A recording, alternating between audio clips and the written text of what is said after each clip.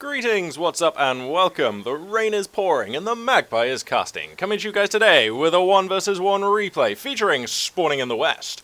It's going to be the United Kingdom forces of Korean Air Force, the 3rd Wing. And spawning in the east, it's going to be the Overcommand West forces of Spander. So a very warm welcome back to the channel to both of these players. The map today is going to be K.Ferma Winter. I'll just pan around the map so you can be refreshed with how this one looks. It's a good fun map. This is one of the few winter maps that I can actually tolerate. I don't know why, but I just find fighting in snow kind of just a little bit meh. So I like this one. I like Semioski, I think it is. Yes, Semioski Winter is really cool actually. Semioski Winter is the only winter map I prefer over its regular defrosted version. But this one's pretty good actually. I do quite like this map.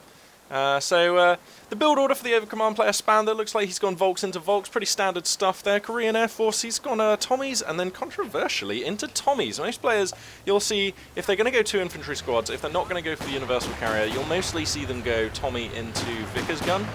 So this is unusual. Seems like we've got some Tommies kind of glitching out just a little bit. Looks like they're going to move into this building. They are having a really glitchy old time. What are those guys doing? Classic gold. So anyway, yeah, it seems like we've got the initial engagement here. One of the Storm Pioneers is going to go down whilst they're building some wire here, so that's going to be frustrating times for Spander. But he'll be able to overcome that. He's going to fall back just here. Some Volks Grenadiers capping the fuel point there. Of course, remember on the winter version of this map, what are these guys actually shooting at? Oh, they're shooting at the wire. Okay, fair enough. Yeah, of course, on the winter version of this map, there's 2 victory points in the north, 1 in the south. Wow, this truck is in jeopardy. This is super risky. It's down to like 25% health.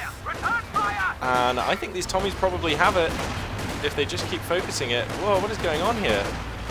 I don't know, actually, yeah, if the truck gets stuck in, but here comes another squad of Tommies. Korean Air Force is fishing for this, oh no, the engine gets broken, is fishing for this Schwer of a mech schlepper. I reckon he's going to get that. There's no way he's not going to get that if he wants it. And there it is. Spander off to a really poor start. It's kind of a mixture of bad luck and bad positioning and planning on the truck there. That is really unfortunate. These Tommies are just wrecking. Only 1 Tommy down. Here comes a 3rd squad coming through. They're probably going to take the fight against these Volks Grenadiers, even in cover, if they want to. So, wow. I don't think that went the way Spander was hoping it would.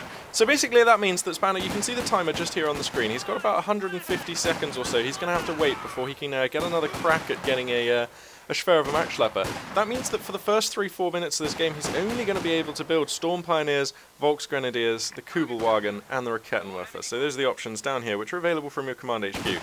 Now, Overcommand is a faction that by design can survive on just these basic units. I mean, you've got everything you technically need there. You know, you've got frontline infantry, you've got a potent anti-tank platform, you've got a decent mobile MG platform, and you've even got some elite close-range infantry. So I don't think that Overcommand players really have a right to complain if they lose their first truck through an ambitious or risky play, because the faction's designed to be able to withstand that. And to play for the first 5-6 minutes, yeah, you're going to feel like you're quite a long way behind. And that'll be because you're quite a long way behind. Losing that first truck is you know, that is very suboptimal, let's put it that way. But it's not the end of the world, and I've seen many games where Overcommand players, and I've played many games where, as Overcommand, where I've been able to come back from that kind of thing. Anyway, Volks Grenadiers just having a scuffle here with some Tommies. We've got another squad of Tommies just decapping this fuel point up here in the north. SAS Sniper is on the field, which of course means that the company command post, sorry, the platoon command post has been constructed. There's a 25-pounder there in the British base. Seems like Korean Air Force has gone for 2 medkits on his Tommies, and there's 1 Tommy squad that hasn't picked an upgrade, so possibly we may see the pyrotechnics package come out on that. Not sure. British players who tend to go for a sniper at this kind of timing, this is pretty much the earliest sniper you can get. British players who go for a sniper this early will tend to often just rely on getting the sniper up to veterancy 1 and using his free pyrotechnics package. Here it is, you see. So we'll see if that's the case. MG34 getting set up in this building. That's of course because Spander has gone for the fortifications doctrine, and I know that this seems to be pretty much his favourite doctrine. I see him take this one a lot. Just hit pause on the YouTube channel if you want to see the defensive emplacement based options that it gives him. And yeah, pretty standard play here for Spander, and I suppose the nice thing about this is it does give him an additional unit which he can call in, the MG34, even though he lost that first truck. So, yeah, that is one more resource that he can call on, and has done so. Potent fan of Overcommand forces moving out to make a land grab in the north of the map. And here comes the new C.Ferma Schlepper, just moving onto the map right now. So look to see Spander try and establish a base shortly. Now, despite the fact that he nearly has 80 fuel, of course, he can't go for his Schwerer Panzer HQ because he hasn't got either his Mechanized Regiment HQ or his Battle Gripper HQ. So those one or the other of those two is a prerequisite for the Schwerer Panzer HQ, so that's not going to be an option. Let's see what he decides to do with this truck. Hopefully not lose it again. Vickers gun getting set up here, just south of mid, in a really good position actually. Going to catch these Volks, but not soon enough. They're going to get out the arc. I'm amazed we didn't... of course, unless you have one of your buildings as overcommand, you cannot use incendiary grenades. So I was thinking that, surely that's an incendiary grenade for Spander. But no. Without one of his buildings, he's going to be unable to use that incendiary grenade ability, and unfortunately those Volks are going to have to do a runner. So, MG34 crack-a-lacking out of this church here. A lot of sandbags coming down around this central piece of cover there. Interesting positioning. Royal Engineers forced back by Storm Pioneers and Volks at this position. So if I crack the tack and just have a quick look at the map, you can see that despite the setback of losing his initial truck, Spander's doing just fine. So, you know, Overcommand are a really robust faction in that way. You can lose a truck at this stage, at the early stage in the game, and as I say, continue to fight with a potent array of units. Vickers gun is in quite a good position here, actually. I like the way the arc comes almost right up to this building. That's really good. These Volks are also going to get suppressed by it. Battle Gripper HQ coming down in a decent position. A fairly defensive position here, but there's probably nothing wrong with that. You basically just want to make sure you get this thing down now, because losing 2 trucks in a row, as robust as I was saying that Overcommand are, they're probably not that robust. You don't want to take the test of losing your first 2 trucks and trying to come back in a game. That is difficult. So anyway, SAS Sniper, he's up to 2 kills right now. Looks like he was forced to fall back earlier. He's probably going to take a shot at this MG. Boom, there goes one guy. Yep, the 55 caliber, or sorry, .55 caliber armor-piercing sniper rifle doing what it can there. An incendiary grenade now able to be used. These Tommies here, they do have the pyrotechnics package, so that was the choice on the 3rd Tommy squad. They're going to be forced back, and the MG34 getting sniped out of this building. So Spander losing a squad there. Sniper, of course, the culprit. Boom, this sniper's getting loads of kills. He's up to like 5 now? 6. Good times. Let's see if he gets another. Yeah, he does. Wow, that guy just got blasted into bits. That is an incredibly potent sniper rifle that guy has. Is it even scoped? Hang on, let's just see. Does he have a scope on his? No. No, because I've seen the boy's 55 caliber sniper rifle in real life, and it is not scoped. In fact, because it has a top-loading magazine, the sights are down the side of the rifle. And they're just fatty iron sights, like in the shape of a crosshair. It's just such a simple rifle. It is basically a long metal tube with a firing mechanism and a slot at the top for putting the bullets in or the magazine. Crazy thing. Anyway. It looks like the sniper's going to be moving out. He's going to find a load of Storm Pioneers. There. Just going to start downing them. Spander not being active with these troops right now. And if I crack the tack, actually, you can see amazing map control from Spander. Like I say, despite his shaky start, he's doing really well on that sort of area. Although he is at 23 supply under the 41 of Korean Air Force. Look at the top right. Look at the top left. The balance of forces right now clearly favouring Korean Air Force. And we'll look to see him establish his company headquarters when he has 115 fuel. I've got to imagine that has to be the spending. Tommy's making a cap here up in the north. Got some Royal Engineers. They've got the metal detector. Always useful.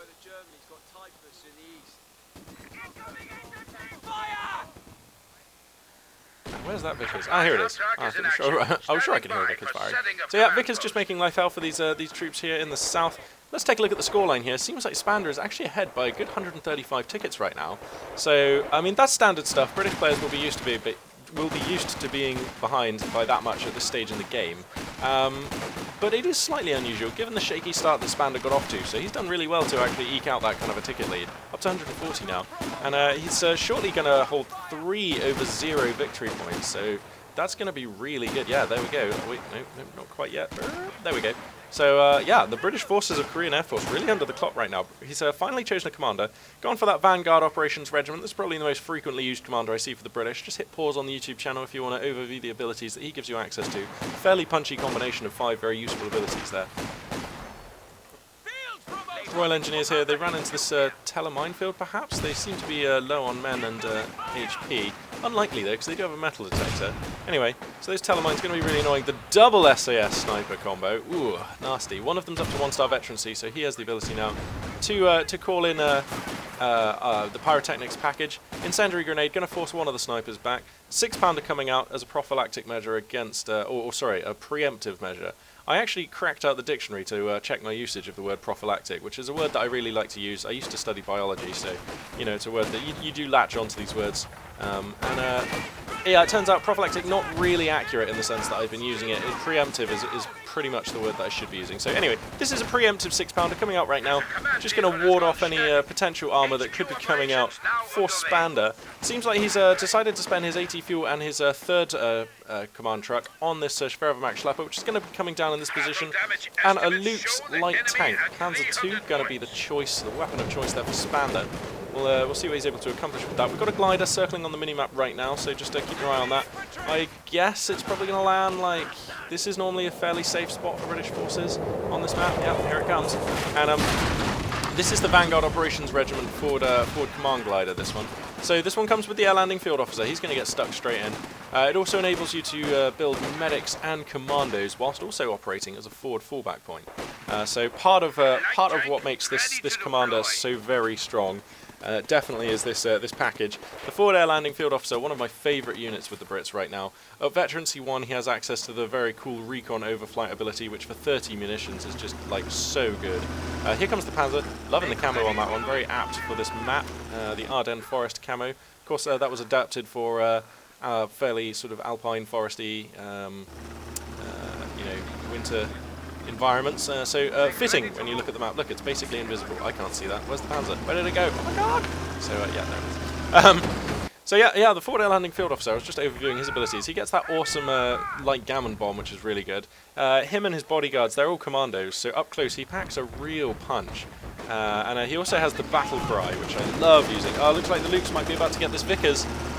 He's going to go for the chase, and there's no reason why not to. Actually, you know what? There are 2 reasons why not to. They're called SAS snipers, and they can use the aimed shot to break the engine on the Lukes. That'd leave it in a position where a 6-pounder could quite easily take advantage of it. Now, where is the 6-pounder right now? It's in a decent position, just waiting to be committed in the face of some armour. So, playing it cautious there with the Lukes is Spander, not overextending it to try and hunt down that Vickers team, which is going to make it out. Now, that's sad for Spander, but I just think that you cannot risk the Panzer II there, and he was right not to. Forward air landing field officer, going to use a battle cry to try and get out of the flames, but then fall back because he'd already taken too much damage. Slight waste of munitions there from Korean Air Force, but it's only a small thing. I believe the battle cry costs something like 20 munitions, which is fantastic because it gives a buff to this unit and all the units around it in terms of offensive output and and speed.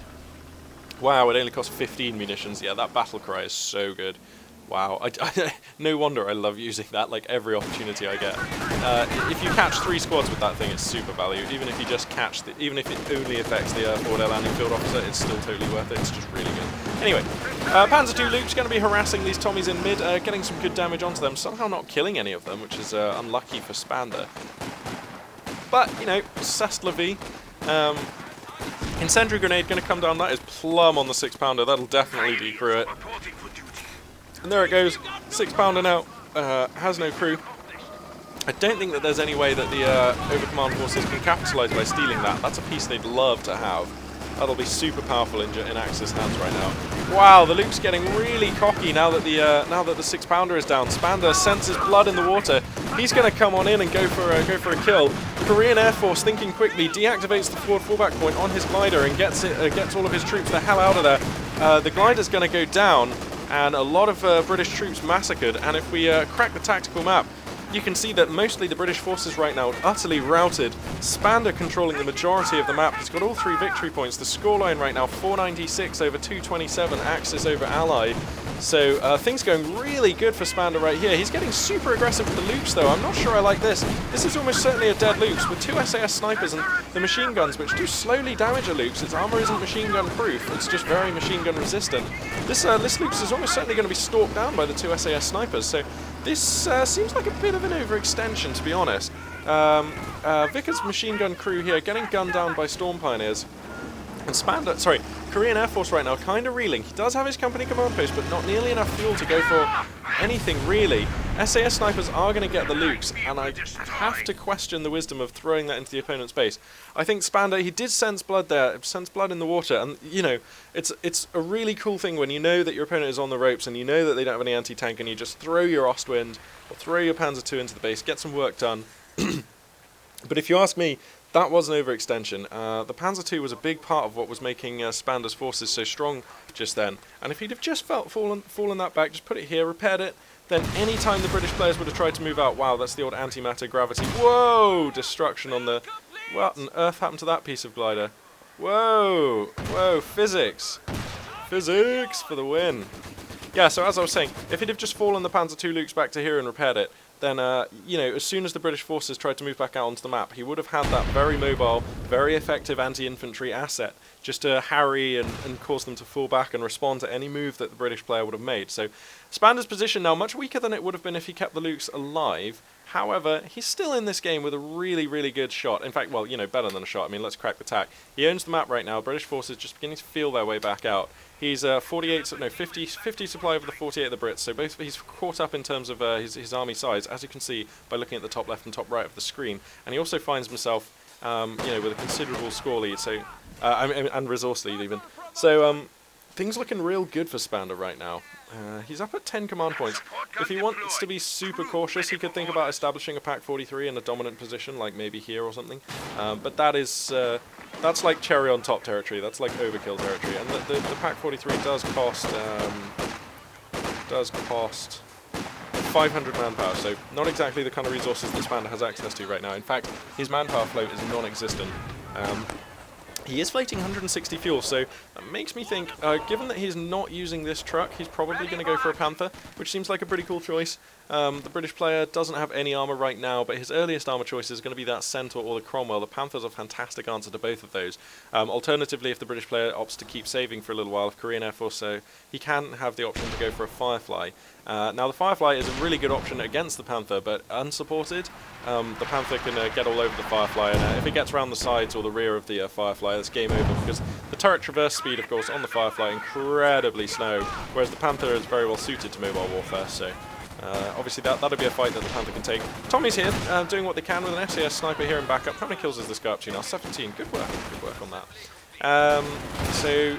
Yeah, these guys are going to do what they can. I imagine that these Tommies are going to be forced back. No, I mean, never underestimate Tommies. When they get to 3-star, and even before, they're so incredibly durable. Whoa, the Lieg is kind of punishing this sniper. He's going to fall back straight away. The Lieg gun is positioned here right now. The 6-pounder was stolen by Spander. That's fantastic stuff. If Overcommand forces get access to a toy they don't normally have, I find more so than any other faction, they are able to I don't know, it's just... The Overcommand are a faction that are very carefully balanced around not having certain tools. Like, they don't really have access to smoke.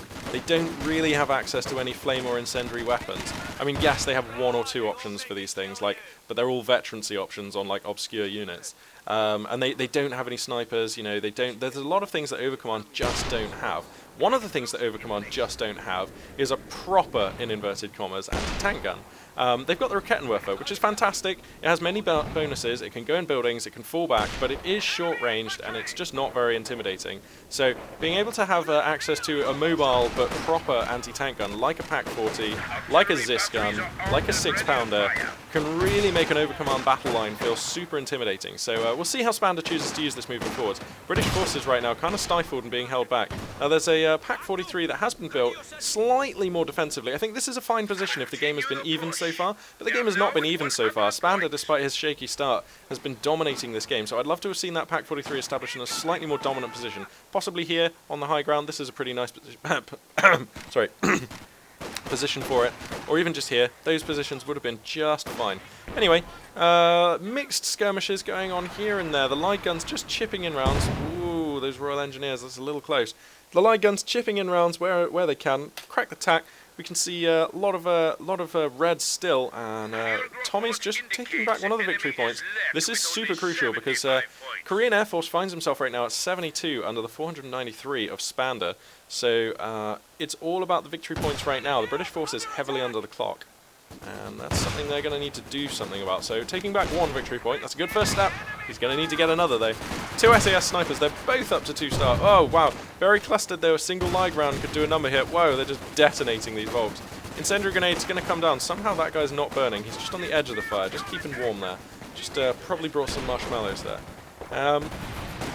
Seems like we've got a Vickers gun in a good position. That's going to suppress this infantry. And Korean Air Force is kind of starting to make a move here. These Royal Engineers, they're probably going to push away. Oh, he needs to put the metal detector away. Probably going to push away these Storm Pioneers. 3-star Storm Pioneers are not to be trifled with, though. So, yeah, I mean, they've still got a lot of work done. Oh, no, Spander not paying attention to his 3-star Storm Pioneers, and they're going to go down. I mean, he does have another squad of Storm Pioneers, which is lucky, really. Oh, wow, and he loses a 3-star squad of Volks as well. Things starting to come undone a bit for Spander as the British forces get themselves out from under the clock. They're going to capture this point. So they're at 55 tickets, but no longer counting, and that is interesting times for Spander. He has a reasonable resource float. He has a lot of fuel as well. So here comes the armor choice for the British player. Korean Air Force going to go for the Centaur. Pretty standard stuff. Very late Centaur, though, owing to the fact that he was heavily choked on fuel. Just going to have a sip on my water here. But a Centaur is out nonetheless. With 2 6-pounders backing it up, you've got to feel like this kind of feels like the right choice.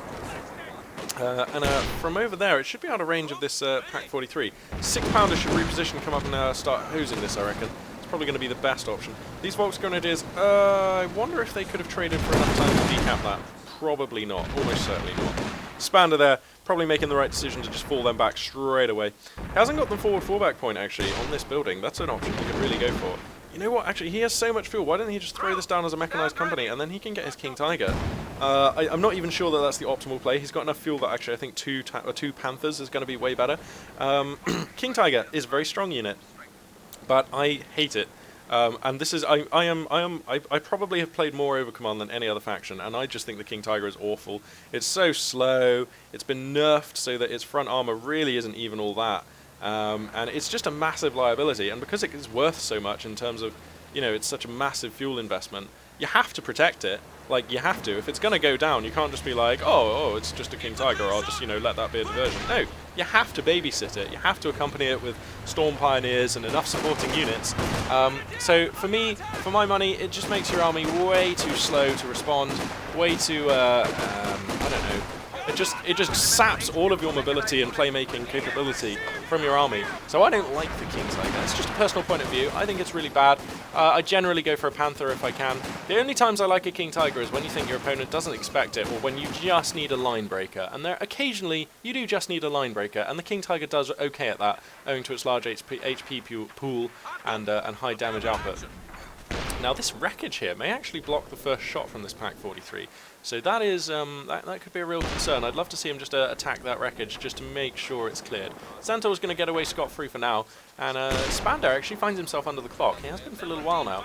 He needs to decide to go for some victory points and make the move stick, because if I crack the tack, you can see that Korean Air Force has kind of come up with a pretty cunning positioning here, using his SAS snipers in good positions, nice fan out of Tommy's, Vickers in this building, anchoring this area as the fight develops. What I'm saying is basically the British line is not that easy to approach. A pyrotechnics package coming down here. Now, the 25-pounders in the British base are not particularly accurate as we see them take aim here. So I actually wouldn't mind leaving a squad of Volks capturing that point, simply because the British forces are so low. You know, you need these victory points, and look, the 25-pounders rarely, if ever, will cause a squad wipe. Anyway, here comes the Centaur. It's in a really good position. Pack 43 immediately going to turn, and that should push it away. 6-pounder as well. In fact, I'd be amazed if this wasn't a dead Centaur. The amount of damage this thing's going to be taking. Terrible damage. Now here comes the 6-pounder round, and that will be a dead Centaur. So an overextension by Korean Air Force there into the very potent anti-tank forces of Spander. The 2 AT guns going to do work there, and yeah, the Centaur is going to be forfeit. Now, Korean Air Force has 85 fuel. He's actually managed to secure a fuel point here. He's floating some manpower. I wouldn't hate him building a fuel cache here. So using I think Tommy's can build fuel caches. Let me just check and see if I'm right. yes, so Tommies can build fuel caches, so I would love to see them. I would love to see a fuel cache put down here, just because Korean Air Force is so far behind in terms of teching, and you know, anything he can do to get back in is going to be worthwhile. So we've got Volksgrenadiers here. What are they doing? They're laying mines. Hang on a second. Is that... Volksgrenadiers can build minefields and bunkers. Wow, that's a thing that this commander lets you do. Never knew that. There we go. So, Fortifications Doctrine for Overcommand West, ladies and gentlemen, does let you construct minefields. And we see a lot of mines coming down on this point. Spander knows that the most important thing is going to be protecting these victory points. So, laying down a decent minefield there in a good position. Now, his infantry, he just doesn't have enough squads, and this is why Spander is suffering right now. He's on 3 Volks and 1 Storm Pioneer squad. That's just not enough for this stage in the game. Also, his unit cap is high enough that his manpower income is not that high. So building additional squads is going to be tough. Oh wow, King Tiger is the choice. The Mechanized Regiment HQ has come out here. He's using munitions boosting, which is fair enough, I guess. He wants minefields and things right now. So anyway, yeah, King Tiger is the choice. Not sure I like this, if I'm entirely honest. Not sure I like the choice of the King Tiger. I kind of think that two Panthers would have been much better.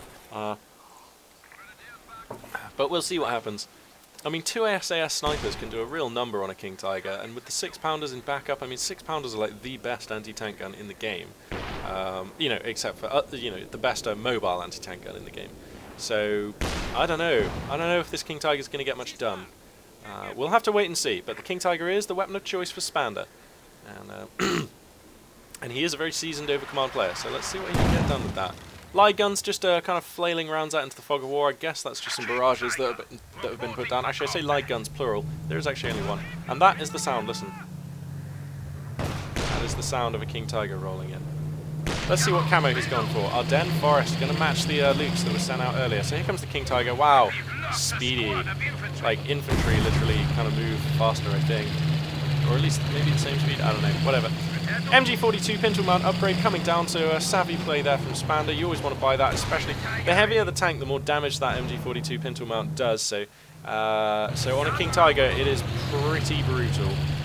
Looks like he's going to send it out alone into Fog of War. Oh no, here's some Volks, okay, so it is going to have some backup.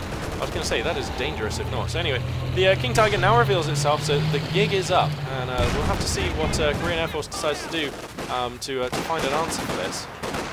The Volksgrenadiers fanning out to try and take care of this infantry. King Tiger just hooning rounds out, and you need to keep it reasonably far back. The turret traverse speed is so slow on the King Tiger that if it's trying to deal with targets in a large sort of circumference around it, it'll have a really hard time. So you want to keep it far back so it never has to aim that much. It's going to find the AT gun, and you've got to feel like that's going to be a very dead 6-pounder. It's already gotten 1 penetrating hit, make that 2.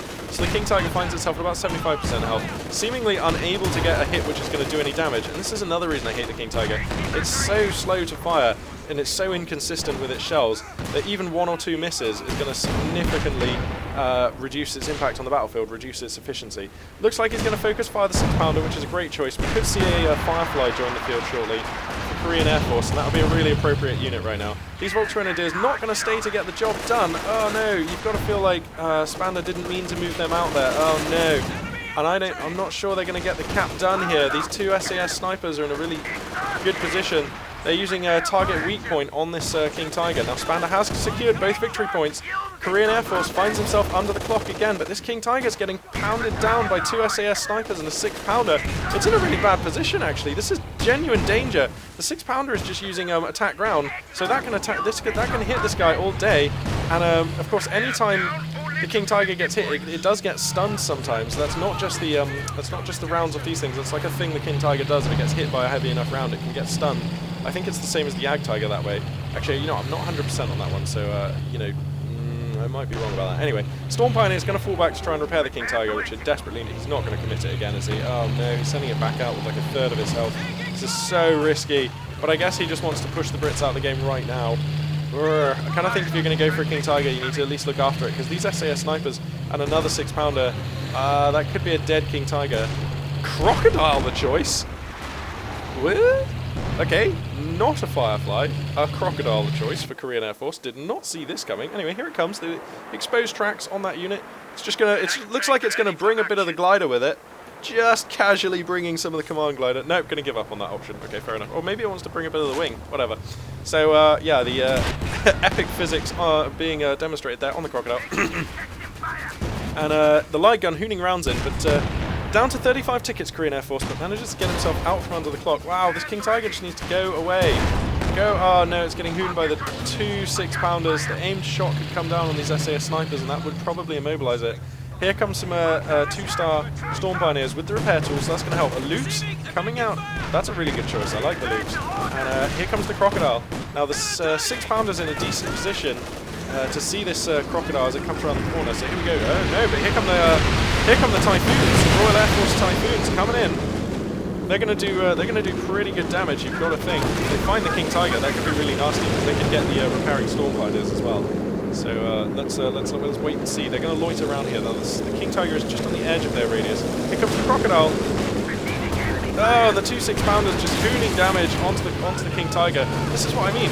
I mean, this has been an asset for about a minute, and then it was a liability for like 3 minutes. You know, the King Tiger is just kind of lame.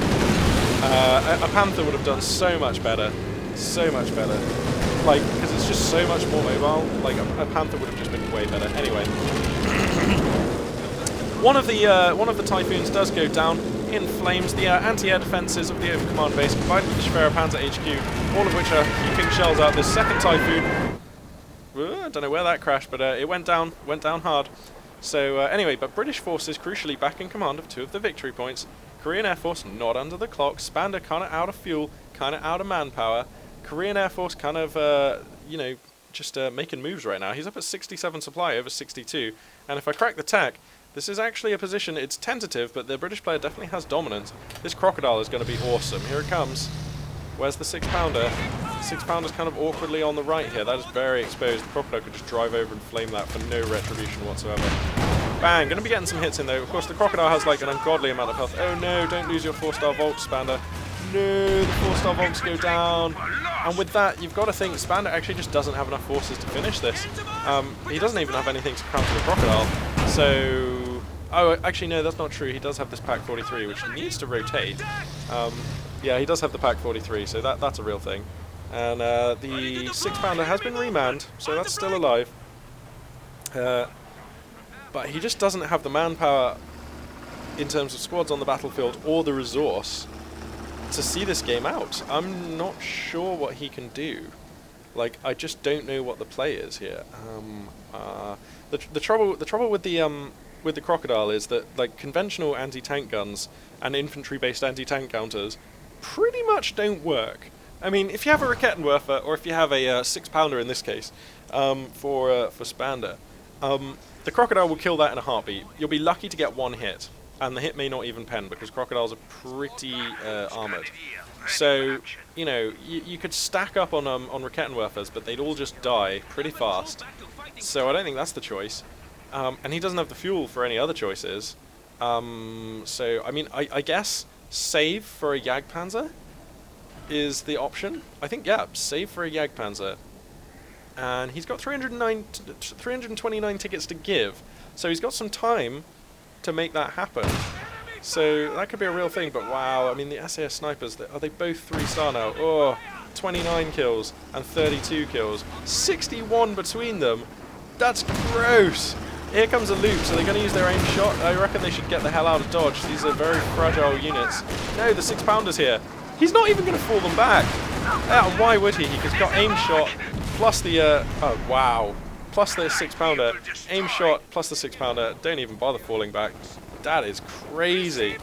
This is a game now where Korean Air Force is firmly in the driving seat right now. He is in the driver's seat. Spander's just along for the ride now. He had his shot, he missed it, and that is unfortunate for Spander. I don't even think he played particularly badly. I mean, losing his first truck was kind of an issue, but not so bad.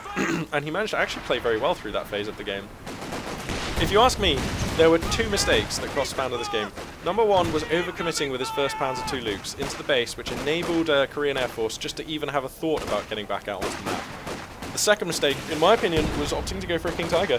I think if he did not purchase the mechanized the mechanized regiment HQ, he would have had enough fuel for 2 Panthers, and that is a far more intimidating prospect. to deal with. So yeah, I just think I think those were the two mistakes: losing that first Panzer II through an overextension, and going for the King Tiger. I think if he had not have done that, I think he would have been fine. He needs to rotate this this Pack 43 because here comes a crocodile. Is he going to rotate it? Enemy flanking us! Not right now. Korean Air Force actually doesn't have very much fuel. I wonder why his fuel is so low. He seems like he's had this crocodile for quite a long time. What else can you spend fuel on? Not sure where that fuel has gone. Anyway, light gun just hooning in some rounds here. Seems like we've got a general advance from the British forces. They're coming all into the base. Going to start roasting and toasting this light gun, which is exactly what you want to do. And this is game now. When your opponent has a crocodile this far into your base and you have no answer, I mean, I don't know why he's even reversing. Korean Air Force could just... No, he's not really reversing. Oh no, he is. He could just flame these Volks down. I mean, like, they just don't have enough damage. The crocodile has so much health that it just doesn't matter how many hits it takes from 2 squads of Volks with Shreks. You know, it's going to kill them way before they kill it. And when you've got that crocodile on top of their fallback point, yeah, there's nowhere where they can go. So yeah, some mines going to take care of these engineers here. Seems like Anvil, the choice of hammer ore for Korean Air Force. Yep, here it is. So that explains how he's got those Vickers Ks on his Royal Engineers. What else does this one give you? Airburst shells, which we all know about. It gives you access to the Churchill, which is sort of a bit of a waste at the moment, because why would you build a Churchill when you can build a crocodile? I suppose the answer to that is because you've got a crocodile and the limit is 1, so you want another heavy tank. That's probably the answer there. Yeah, it also gives him the forward advance warning, so these points are going to be extending their line of sight a little further than would be normal. You know what, actually, I wonder how far that is. Let me just select Korean Air Force, turn on Fog of War. No, select Korean Air Force, here we go. So, the line of sight doesn't... Oh, I see, so it extends like this far, rather than just illuminating the middle of the point. So that is not really... I think calling that advance warning is a little bit of a misnomer. It's more like just like it gives you a better idea of what's capping your points if an enemy moves onto them, and it also allows you to you know, fire artillery and things, and indirect fire with better distribution. Luke's really? This is the fuel spending of choice? What? This is not going to do very well, I think. I mean, it might be able to defend this immediate area for a second, but this doesn't solve the problem that Spander's got, I don't think. Anyway, see, if you add 55, which is the cost of this Luke's in fuel, to 84, you get 130, which is like... No, wait, you get 140. Which is enough to get the... wow, airburst shells doing the work.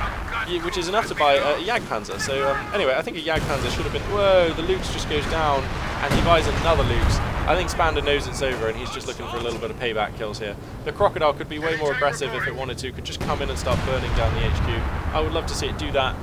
Really just kind of, you know, go for the throat on that one. And seemingly Spander, he's under the clock at the moment, losing 3 tickets per tick on 235 tickets to give still. So, you know, to his credit, not GGing. You know, players, it is their right to not GG, and you've got to respect that. And, you know, to be fair, is it hypothetically possible that Spander could come back in this game? Possibly. I think it probably was before he bought these last 2 Lukes, because, you know, because then he could have had a Jagdpanzer, and with a Jagdpanzer, that actually controls the crocodile a bit. That means that the crocodile can't just dive right in. So, anyway, yeah, airburst shells have taken out the Pack 43 though, so there is a 6-pounder, but pretty much the crocodile answers all of this. The crocodile, if it wanted to, could just drive on in and kill everything. Luke's here going to chase away these Royal Engineers. We have fallen to 200 points. And we've got a Centaur coming onto the field now for Korean Air Force. Kind of seems like a slightly odd choice, because it's kind of like more anti-infantry, and the crocodile already has very potent anti-infantry. However, you know that your opponent has just spent all of their very limited fuel on 2 Lukes, so you know that there's not really going to be any other armour coming, not at least for a very long time. So the Centaur actually makes a lot of sense, and it also beats a Luke's heavily, so that's pretty good as well. Oh, right, I didn't realise that the turret gunner is actually exposed on the Centaur. Look, he's just kind of sticking out the top. Oops, just accidentally took a screenshot. Casual, as you do. Oh wow, this Luke says it's rear armor to the Centaur. Volk's going to come in, they could trade for one shot, looks like they're not even.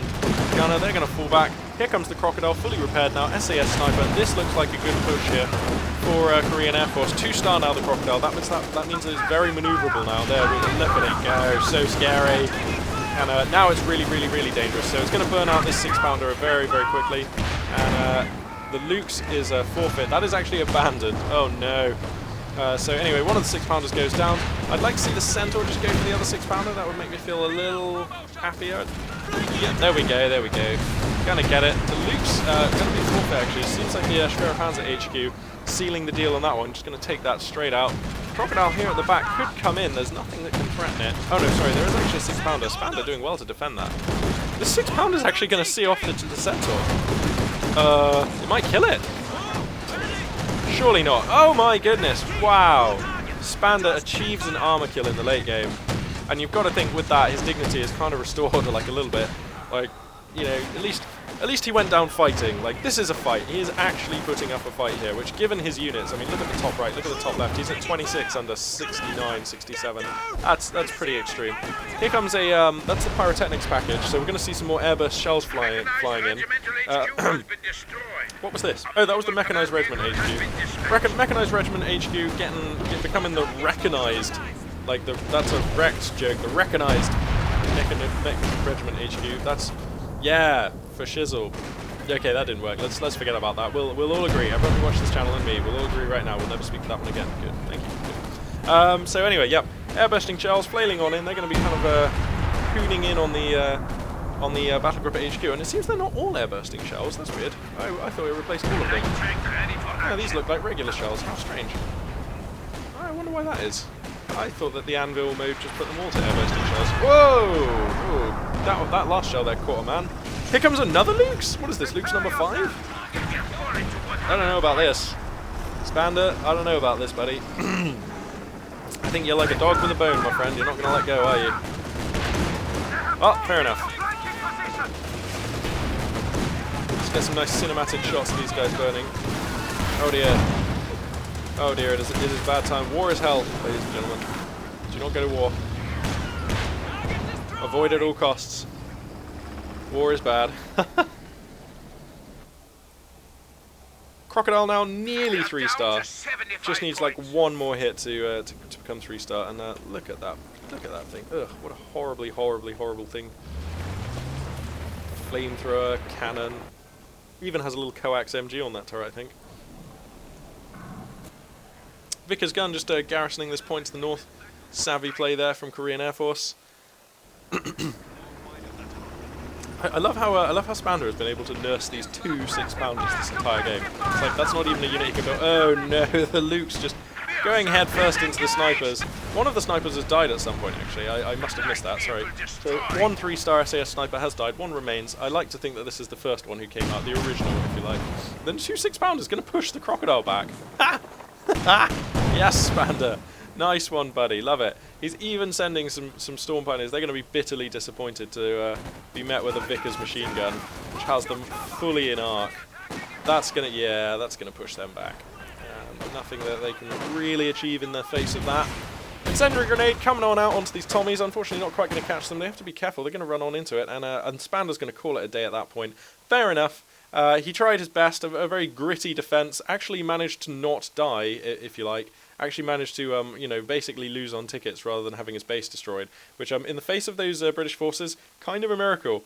That Crocodile was poised to just wreck everything. But anyway, to recap, okay, 2 things cost Spander that game. 1, overextending with the Lukes into his opponent's base when he had the entire map under control. If that Lukes was still alive, I highly doubt that Korean Air Force... Let me just crack the tactical map to explain. So the Lukes died in the base here, and then Korean Air Force was able to push out and establish control over this area of the map and everything to the north of this line, which handily enough includes 2 victory points. Now, that got the British forces out from under the clock when they had like 55 or 45 tickets. Okay, so that was crucial. If he hadn't have done that, he would have lost by being pushed out of the game on tickets. So losing the Lukes enabled that to occur. Then victory was still definitely very possible, and even probable, I would say, for Spander, but he went for the King Tiger. And the King Tiger is really slow, takes ages to repair, and for all of the reasons I was going on about earlier, is basically not a very good unit and quite a liability. Now, instead of building the Mechanized Regiment HQ, which of course was a prerequisite to unlock the King Tiger, what he could have done is taken all of that fuel, the 40 on the Mechanized Regiment HQ, and the 260 which he put on the Tiger, and purchased 2 Panthers. Now, there's a little bit of fuel difference there, but with the timing on building the first Panther, he would have had the fuel by the time that one came out. 2 Panthers are very mobile, they're a very, very, very potent threat. They would have shot down that crocodile quite easily. They could even have dealt with a Firefly. They could have policed the field in multiple locations, and I just find it really hard to see how, with 2 Panthers, Spander could have lost that one, because all he needed to do was hold 2 victory points. So with 2 Panthers, I think that was very, very doable. But overall, a very good game from both players. Korean Airforce showing massive grit and determination to come out from what was basically a really, really horrible mid-game. His early game was great, picking off the Schwer of a Max Schlepper, and Spander played really well to come back from that as well. And yeah, just a tremendous display of determination and grit, and coming back from a massive deficit there, coming back from so far behind, did Korean Airforce. And his SAS snipers, both of them up to 3-star, top stuff, love it. Yeah, anyway, thank you very much to Korean Airforce for sending in this replay. It was a really good watch. Keep sending in replays. Anybody else out there who feels like sending in replays, go for it. Magpie842, what is it? It's magpie842replays@gmail.com. Or if you just head on over to the channel info, you can see the email address there. Thank you very much for watching, everybody, and this is Magpie842 signing out.